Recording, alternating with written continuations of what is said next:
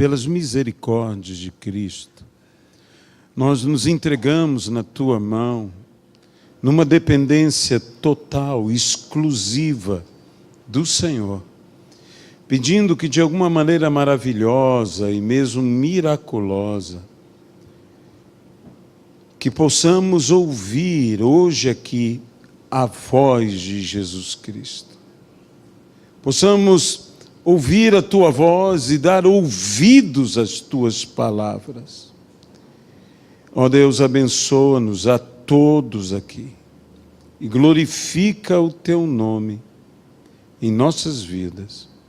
É o que nós pedimos e desde já Te agradecemos. No nome de Jesus Cristo.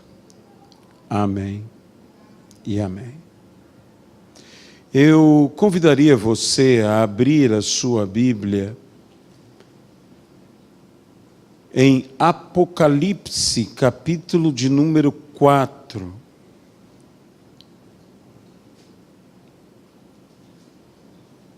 Apocalipse, capítulo de número 4, na visão que João teve do trono de Deus. A partir do versículo de número 6 até o versículo de número 8. Há diante do trono como que mar de vidro, semelhante a cristal, e também no meio do trono e à volta do trono, 4 seres viventes, cheios de olhos, por diante e por detrás. O primeiro ser vivente é semelhante a leão. O segundo ser vivente a novilho. O terceiro tem rosto como de homem. E o quarto ser vivente é semelhante à águia quando está voando. Os 4 seres viventes, tendo cada um deles, respectivamente, 6 asas, são cheios de olhos, ao redor e por dentro. Não tem descanso, nem de dia, nem de noite, proclamando: Santo, Santo, Santo é o Senhor Deus Todo-Poderoso, aquele que era, que é e que há de vir. Que Deus abençoe a sua palavra em nossas vidas, no nome de Jesus Cristo. Amém, Pai. Esse é um daqueles textos de Apocalipse cheio de simbolismos, cheio de visões, cheio de tantas coisas extraordinárias, em que João relata a visão que ele está tendo, quando diz o próprio apóstolo, que cremos ser João, abriu-se aquela porta nos céus, e ele em espírito viu este trono ali armado, e salienta especialmente a realidade destes seres viventes, que lhe chama uma particularidade especial: cheia de olhos. Eram cheios de olhos. Isso é algo realmente de chamar a atenção. Olhos pela frente, olhos por trás, olhos por fora, olhos por dentro, cheios de olhos. Eram cheios de olhos, mas também tinham boca. Tinham boca por quê?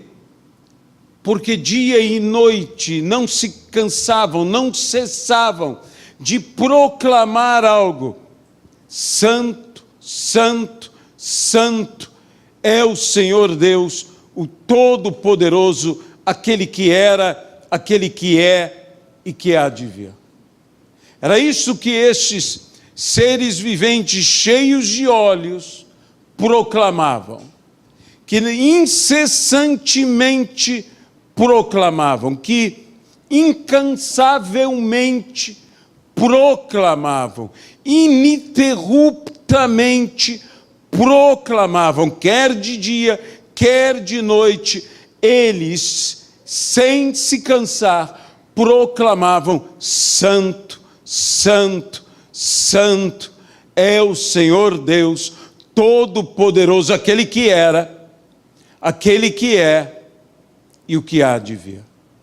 O que me chama a atenção é que a Bíblia nos fala sobre os olhos e nos fala algo de muito especial sobre o testemunho e sobre os olhos.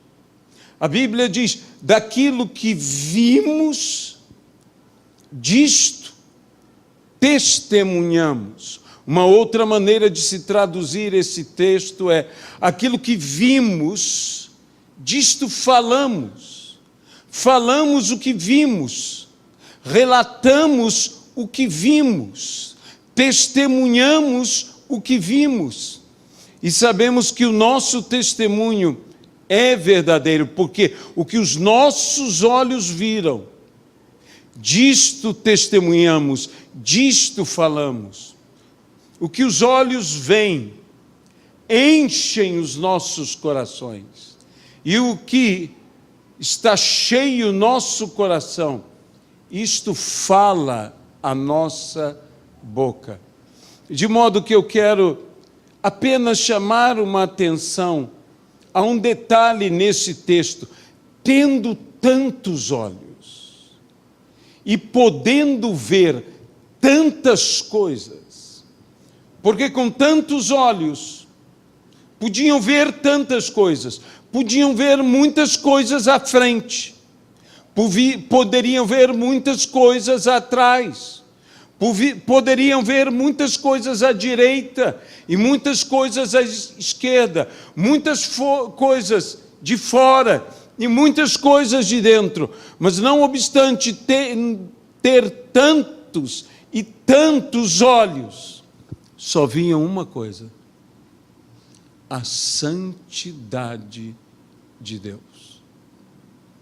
Aquele que é, aquele que era e aquele que há de vir. Viam, quer no presente, quer no passado, quer no futuro, viam a mesma coisa e falavam a mesma coisa, quer no presente, quer no passado, quer no futuro. Que coisa extraordinária esses seres viventes, cheios de olhos, que escolheram ver, que viram, que encheram os seus olhos com a glória de Deus. Mas ainda o mais estranho é que nós, com tão poucos olhos, apenas 2, vemos tantas coisas. E vemos ainda de uma forma que não deveríamos ver. Porque nós não apenas vemos, nós julgamos o que vemos. E se os nossos olhos são bons, eles são misericordiosos, mas se os nossos olhos não são bons, eles são olhos críticos. Eles são olhos condenadores. Uma das coisas que a Bíblia nos diz que devemos fazer, se queremos praticar o jejum agradável a Deus, é tirar de nós o olhar que julga e o dedo que aponta. Porque onde há um olhar que julga, logo há um dedo que aponta. E se nós removermos o olhar que julga, nós fatalmente não teremos o dedo que aponta. Nós não apenas julgamos, nós chamamos a atenção para aquilo que julgamos. E nós, quando julgamos, normalmente não fazemos juízo justo, mas fazemos juízo condenatório. É muito mais fácil para nós julgarmos condenando do que simplesmente buscarmos uma postura em equidade, uma postura justa, correta. Por que eu escolhi esse texto? Porque eu creio ser extraordinário o princípio que estes seres viventes demonstram para nós. Tendo os olhos que veem apenas a santidade de Deus, com muito mais olhos, com muito mais capacidade para ver, com muito mais coisas ao seu redor a serem apreendidas pela sua visão. Porque tantos olhos e por tantas partes, como conseguiram apenas ver a santidade de Deus? E como conseguiram apenas ver a santidade de Deus ao redor de si, mas não apenas ao redor de si, porque os olhos não eram apenas olhos que viam para fora, eram também olhos que viam para dentro. Meus irmãos, um dos grandes problemas do nosso olhar é que nós temos olhares que apenas vêm para fora, e muito raramente nós temos olhos que olham para dentro. É por isso que a Bíblia diz: se nos julgássemos a nós mesmos, não seríamos julgados. Mas nós temos olhos que muito mais facilmente olham para fora e julgam para fora, e tão dificilmente olham para dentro e julgam para dentro. Esses seres tinham olhos que olhavam tanto para fora, como olhos que olhavam para dentro. Sendo que toda a palavra de Deus, ela é inspirada e apta para o ensino, para a disciplina, para a repreensão. Nós também devemos tomar essas palavras no seu sentido simbólico, preditivo, profético, mas no seu sentido prático, edificante, e por que não dizer repreensor a nós mesmos, e vermos que nos falta muito do olhar para dentro. Mas esses seres conseguiam ver tanto fora quanto dentro a santidade de Deus. Isto porque não apenas estavam na santidade de Deus, mas tinham em si a santidade de Deus. Nós temos que estar em Cristo, e Cristo tem que estar em nós. Nossos olhos têm que ver e ver a Jesus, porque estamos imersos no Senhor. E por toda a parte temos que ver a pessoa do Senhor. Temos que ver até mesmo através da pessoa do Senhor. Mas temos que ter a pessoa do Senhor em nós. Estes e outros são grandes desafios em nossas vidas. Desafios que necessitamos um grande esforço para que, pela graça de Deus, ainda que tendo a graça de Deus, nós precisamos de um esforço.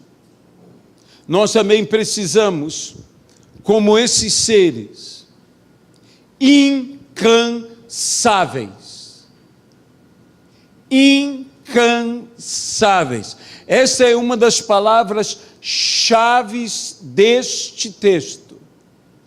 Que eles se esforçavam, que eles incansavelmente se aplicavam, que eles declaravam dia e noite, noite e dia: Santo, Santo, Santo é o Senhor, aquele que era, aquele que é e o que há de vir. Santo, Santo, Santo é o Senhor. O esforço incansável tem que existir na minha vida, na tua vida. E veja bem, eu quero agora que você me acompanhe a um texto bíblico que pede de nós e que mostra que nossa recompensa está no fato de sermos também incansáveis. Venha comigo a epístola do apóstolo Paulo aos Gálatas, capítulo de número 6.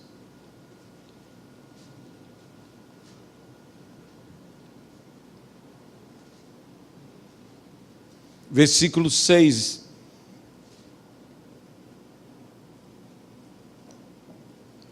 Ao versículo 10. Mas aquele que está sendo instruído na palavra, faça participante de todas as coisas boas aquele que o instrui. Não vos enganei, de Deus não se zomba, pois aquilo que o homem semear, isso também ceifará. Porque o que semeia para a sua própria carne, da carne colherá corrupção. Mas o que semeia para o Espírito, do Espírito colherá vida eterna. E não nos cansemos, ou seja, sejamos incansáveis. E não nos cansemos de fazer o bem, porque ao seu tempo ceifaremos, se não desfalecermos. Por isso, enquanto tivermos oportunidade, façamos o bem a todos, mas principalmente aos da família da fé. Que Deus abençoe a sua palavra, no nome de Jesus Cristo. Meus irmãos, muito se fala dentro da igreja da lei da semeadura. E a lei da semeadura, ela tem o seu primeiro princípio do que o homem semeia, isto ele colhe. Ele colhe segundo a semente que ele semeia. O que ele semear, isto ele colherá. A lei da semeadura continua. Em outro texto se diz: o que semeia muito, colhe muito. O que semeia pouco, colhe pouco. E a Bíblia não diz isto, mas eu digo: e o que semeia nada, ou que nada semeia, provavelmente nada colhe. Mas se semeamos pouco, pouco colhemos. Se semeamos, a Bíblia não diz nem muito, diz abundantemente, colhe abundantemente. Mas a lei da semeadura não para aí. A lei da semeadura vai em outra parte, porque estou falando em toda a Bíblia. Diz: quando semeares 2 campos, um à sua direita e outro à sua esquerda, semeia tanto o campo da direita quanto o campo da esquerda, porque não sabes se colherás da direita, ou se colherás da esquerda, ou de ambos. Mas a lei da semeadura também não para aí. A lei da semeadura nos diz, Eu plantei, outro regou, e outro colheu, mas o crescimento veio do Senhor. No entanto, a lei da semeadura não para aí. A lei da semeadura vai adiante. A lei da semeadura vai na famosa parábola do semeador, que saiu o semeador a semear. E diz, uma parte caiu à beira do caminho, outra parte caiu entre as pedras, e outra parte caiu entre os espinhos, e outra parte caiu em terra fértil. Interessante que ele não fala que uma parte caiu em terra não fértil. Ele diz simplesmente à beira do caminho. Ele diz nas pedras. Ele diz entre os espinhos. E o semeador semeia em tudo que é canto. Sabe, esse semeador compulsivo, quase que eu diria, compulsivo em semear. Você imagina a loucura de se pensar de uma pessoa que simplesmente sai de casa e já começa a semear. Já sai de casa porque jamais para de semear.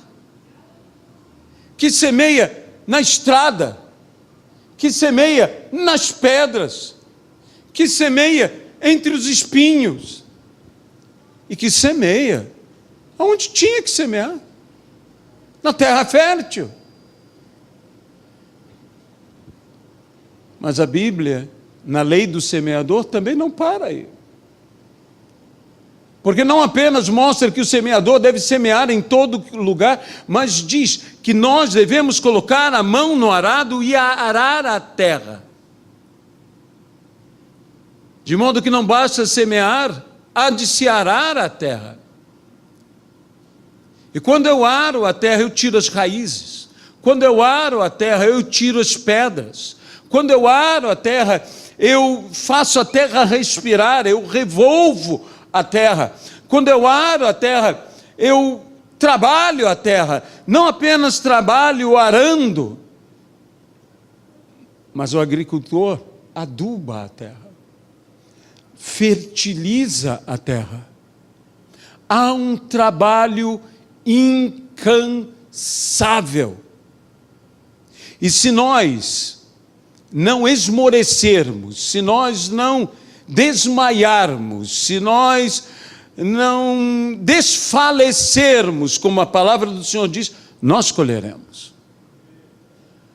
Nós colheremos se formos incansáveis. A Bíblia diz que no suor do nosso rosto comeremos o nosso pão. Eu já disse aqui, eu repito agora, que o propósito da semeadura não é a colheita. A colheita atinge uma parte do propósito. O propósito é o pão no suor do teu rosto. Comerás o teu pão. O propósito é o pão. E entre a semeadura e a colheita há um trabalho, e entre a colheita e o pão existe outro trabalho. O trabalho não para quando há colheita. Quando há colheita, se inicia um novo trabalho para chegar ao propósito do pão. Tudo isto eu estou falando sem falar ainda dos problemas que podem existir na colheita. Porque veja bem, a Bíblia diz, tu não sabes se este campo, o da direita, prosperará, se o da esquerda prosperará, ou se ambos prosperarão. O que você sabe é que se você semeia em toda parte, e se você não para de semear, uma hora você vai colher. E não nos cansemos de fazer o bem, porque ao seu tempo colheremos, se não houvermos desfalecido. Nós tratamos muito o ato de semear apenas como falar coisas boas, a boa palavra, mas na realidade, o ato de semear está em fazer coisas boas, fazer o bem. Não basta falar boas coisas, precisamos fazer coisas igualmente boas. Não basta falar a verdade, precisamos viver a verdade. Não basta falar da bondade, precisamos ser bons, precisamos ser bondosos. Se fizermos o bem, e veja o que a Bíblia diz, fazendo o bem a todos, não importa que seja beira do caminho, não importa que seja pedra, não importa que seja espinho, a boa palavra tem que ser semeada, e tem que ser semeada com bons atos, fazendo o bem a quem é espinho, fazendo o bem a quem é pedra, fazendo o bem a quem está e é beira do caminho, fazendo o bem a quem é terra boa, não apenas fazendo o bem aos bons, fazendo o bem a todos, principalmente aos da família da fé. Mas mesmo na família da fé, não quer dizer que todos sejam bons, quer dizer que todos são família. É muito diferente. Porque na vida dos homens de Deus, biblicamente, às vezes os grandes problemas que eles tiveram foram oriundos de sua própria família, de seus próprios filhos, de seus próprios pais, de seus próprios cônjuges, de seus próprios irmãos. O que dizer de irmãos? Se você tem alguma dúvida, pergunte a José.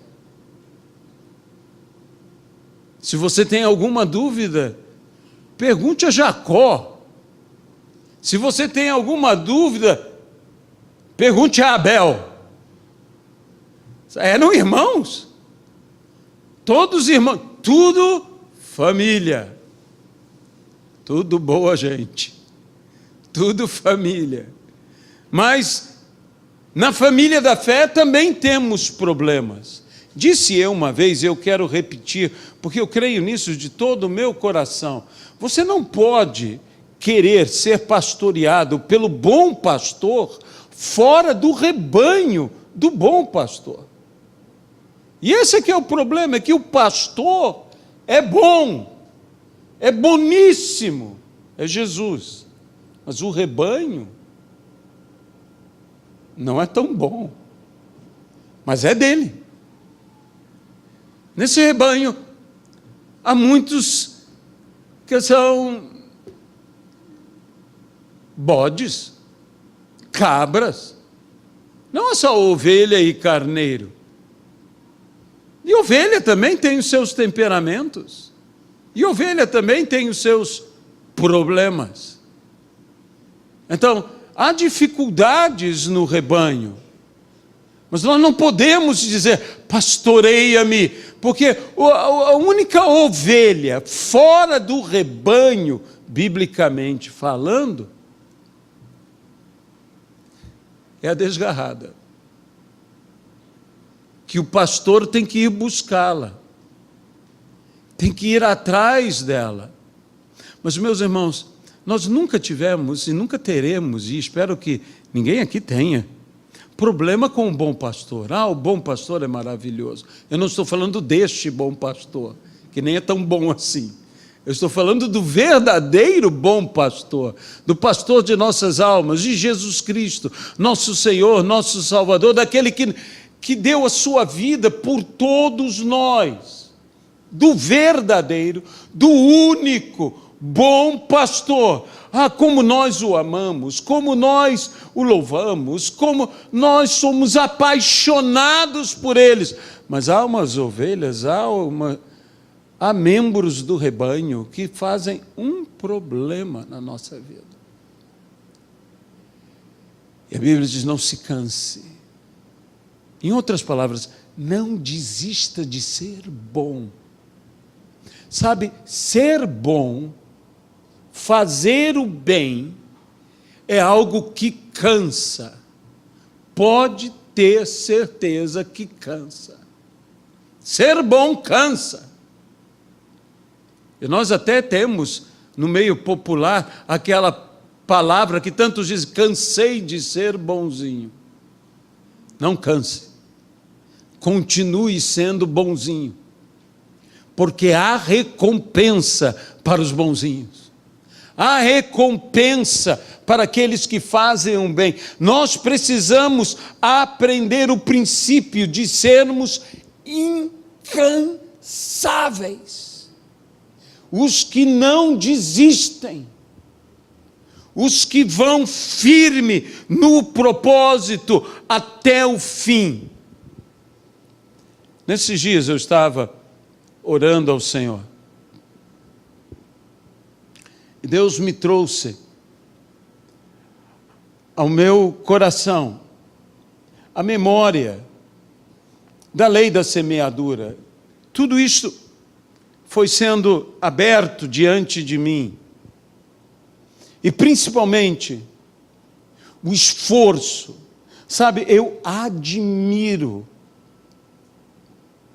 o ânimo das pessoas que trabalham a terra, a têmpera desta gente.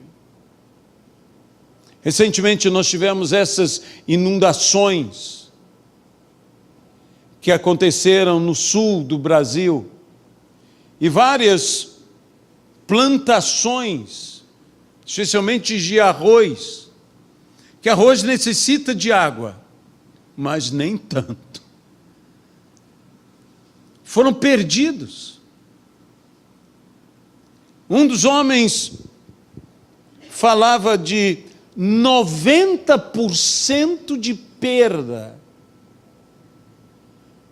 90% de perda. Se ele fosse dizimista fiel, era perda total.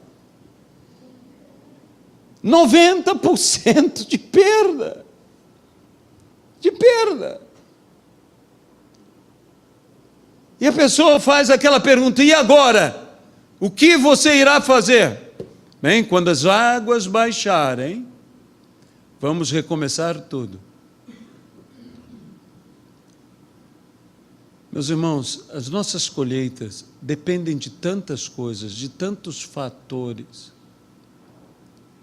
que tem muita gente que pensa que é uma ciência tão exata. Semeou, colheu, semeou, colheu, semeou, colheu. A Bíblia fala que quando alguém semeia, alguém planta, fica observando, vigiando. A palavra literalmente é vigiando. Que primeiro vem a relva. Sabe, esse é um dos problemas que quando semeamos, que outra coisa que temos muita pressa, somos muito apressados e queremos ver logo os frutos, e de repente você semeia, e tudo que você vê é relva. Parece que não passa de mato, não tem nada ali, até que surge aquela espiga. Surgiu a espiga. E aí os precipitados logo correm. A espiga já está aqui, não é hora de colher aí, a espiga tem que ficar madura. Então há todo um outro processo. A Bíblia fala disto, fala de vigiar. A Bíblia fala de cuidar. A Bíblia fala como aquela figueira que não deu frutos, e o vinhateiro pede ao Senhor da vinha que me dê mais um ano, me permita cavar ao redor, me permita cuidar melhor dela. Dedicação daquele que não desiste de algo ou de alguém infrutífero. Permita-me mais, uma chance mais, um pouco mais. Isso é gente boa, gente que não desiste de nós, que não desiste de nós porque no momento estamos infrutíferos, gente que crê, a despeito de tudo que se apresenta, que nós somos capazes de frutificar. Essa gente maravilhosa. Nós precisamos nos tornar esse tipo de gente, gente que faz o bem aos outros, que não se cansa de fazer o bem. Isso não quer dizer que você colherá de todos o bem que você semeou, mas isso quer dizer que você colherá se você não desistir. E uma das coisas que Deus começou a colocar no meu coração é quando nós não estamos muito felizes com o que nós estamos colhendo. Mas a lei da semeadura é clara: o que eu semeio, eu colho. E se eu não estou feliz com o que eu tenho colhido, não o quanto, mas o que, a natureza do que eu estou colhendo. Olha, se eu não quero colher pepino, que eu não plante pepino. Eu tenho um amigo que é tão engraçado, que ele diz: eu saio semeando, mas atrás de mim só nasce pepino e abacaxi. Eu digo para ele: olha, veja lá qual é a semente que você está lançando. Ele diz: eu garanto que é boa, então não pode ser, isso não pode acontecer. Diz: Luiz, você não tem ideia. Se eu não estou feliz, se está nascendo muito pepino e abacaxi na minha vida, deixe-me dizer uma coisa: comece a plantar maçã, comece a plantar pera, comece a plantar manga, mude o que você está plantando, mude a semente, e você mudará a sua colheita. Essa é a lei da semeadura. A lei da semeadura não é apenas que se eu planto eu colho. A lei da semeadura é o que eu planto eu colho. Então, que eu veja o que eu estou semeando. Se eu não estou contente com o que eu estou colhendo, eu tenho que reavaliar o que eu estou semeando. E então,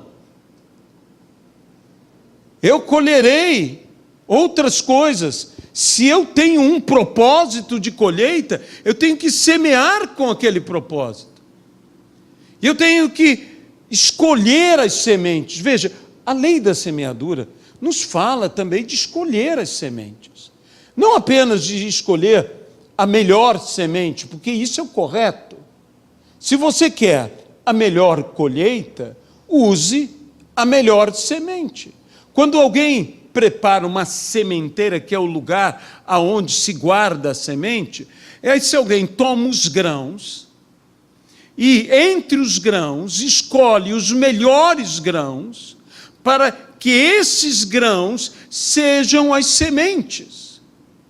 E os demais grãos serão os grãos que ele irá comercializar, que ele irá moer, que ele irá transformar em farinha, que ele irá enriquecer, irá se alimentar. Mas ele, daqueles grãos, ele separará os melhores grãos, que serão as suas futuras sementes.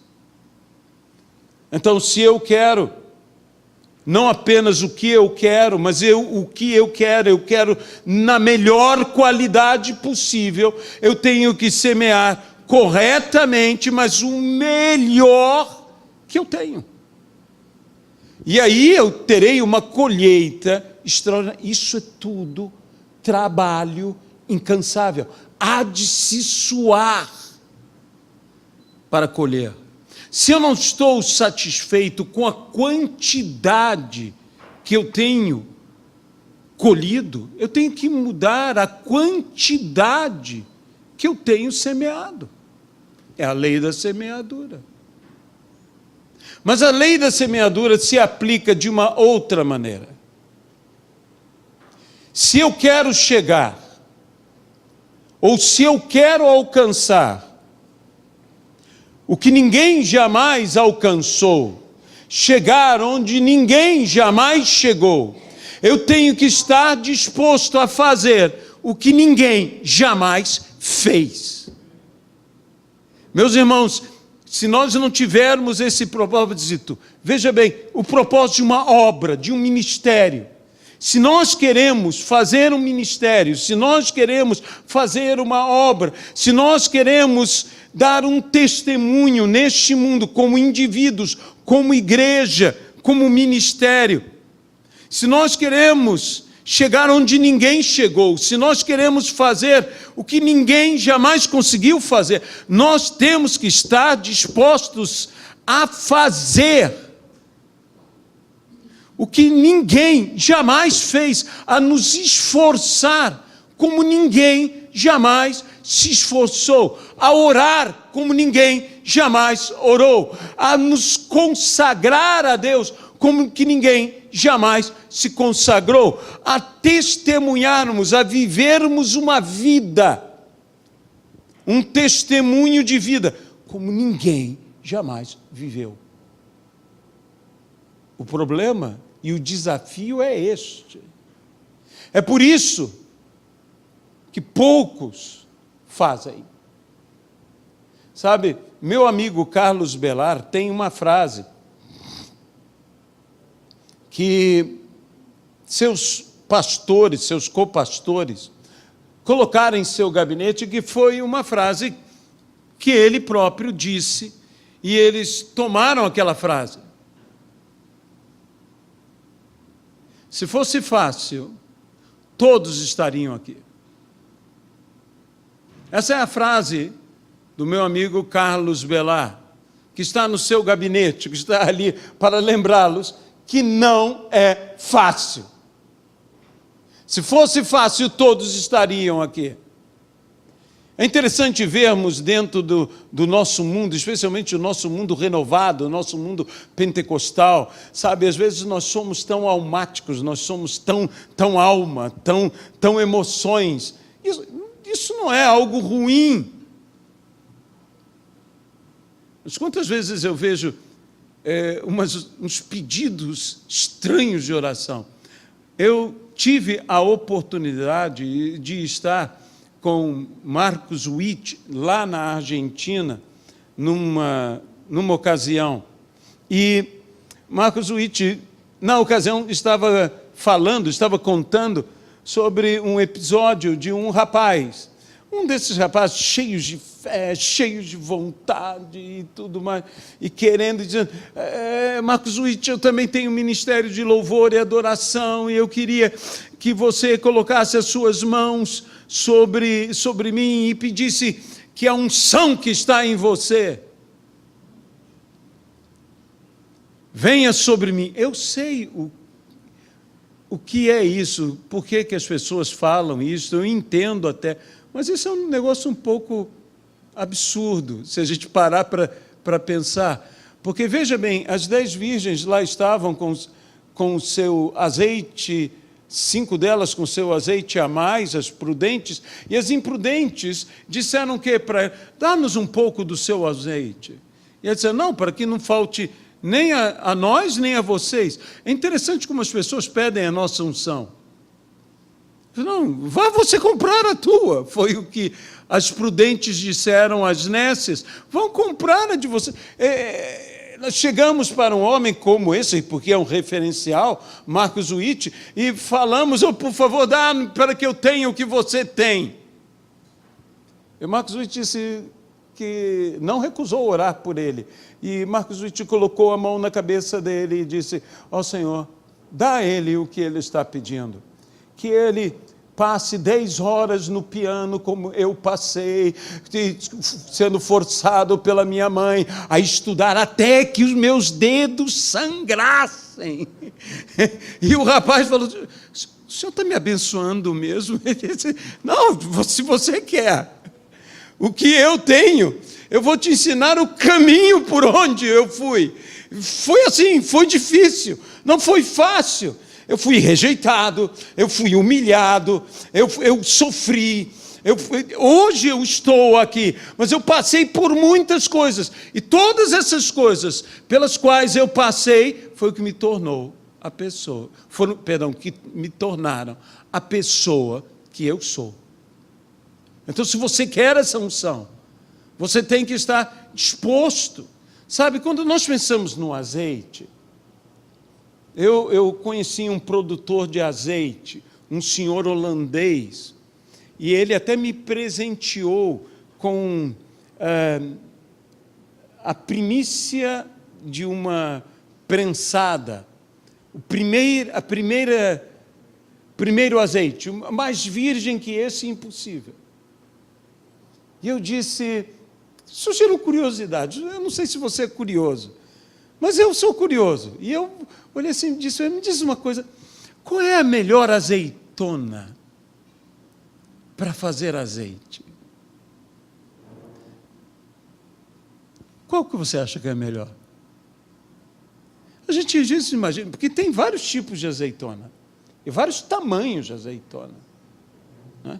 Tem aquelas azeitonas que parecem um híbrido com melancia, não sei se você já viu, aquelas azeitonas gigantes, enormes, que você diz, isso é uma azeitona mesmo? Que você come, cheia de carne, né? Daquela... Tem gente que não gosta de azeitona, eu respeito. Mas tem vários tipos de azeitona. E ele diz, sabe aquelas azeitonas que ninguém gosta, aquelas azeitonas que qualquer um rejeita, aquelas azeitonas que tem pouca carne, que aquelas azeitonas tão pequenas, que é mais caroço que qualquer outra coisa, são os que dão o melhor azeite. E eu disse, poxa, justamente essa... Eu não sei se você já comeu azeitona no pé. O dia que você tiver a oportunidade, não faça.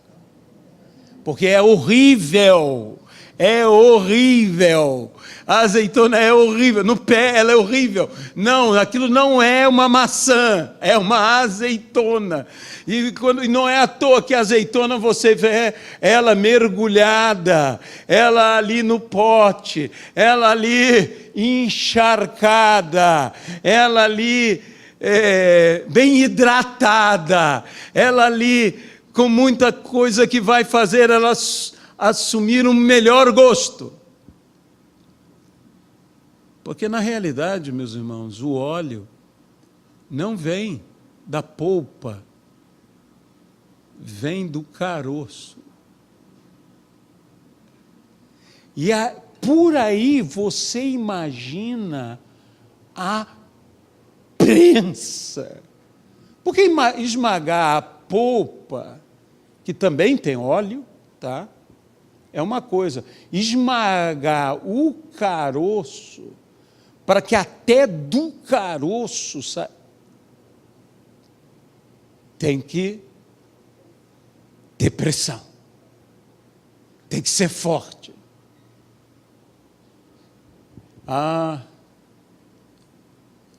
Dá trabalho. Produzir unção, azeite, dá trabalho. Não é fácil. E é justamente essa falta de esmagamento Nós estamos querendo uma unção sem esmagamento. Há de se ser esmagado. Nós temos que ser, portanto, incansáveis. Incansáveis. Nós, se não desfalecermos, se não desistirmos, sabe, não desista. Não desista da tua vida. Há pessoas, nunca se ouve tanta notícia de tanta gente desistindo de viver. Não desista da vida. A vida pode ser cansativa, a vida pode ser difícil, mas vale a pena viver.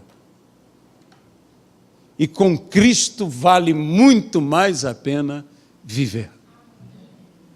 De modo que, meus amados irmãos, aprendamos com estes seres viventes, que incansavelmente, incessantemente, eles glorificavam a Deus. Não nos cansemos. Vamos ser incansáveis. Porque se nós não formos incansáveis, nós não colheremos. Mas se nós formos incansáveis, nós colheremos. Então, o que determina acima de tudo a nossa colheita não é o quanto, não é nem o que, é sermos incansáveis.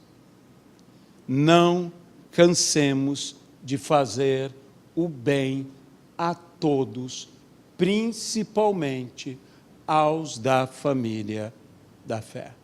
Amém? Senhor Deus Todo-Poderoso, nós entregamos aqui em Tuas mãos a vida de cada um de nós. E te pedimos, ó Deus, que o Senhor possa nos abençoar, que o Senhor possa encher-nos com aquele ânimo, a têmpera, a garra que o Espírito Santo pode nos dar. Renova as nossas forças. Como a tua palavra diz, Ele renova as forças a quem não tem nenhum vigor.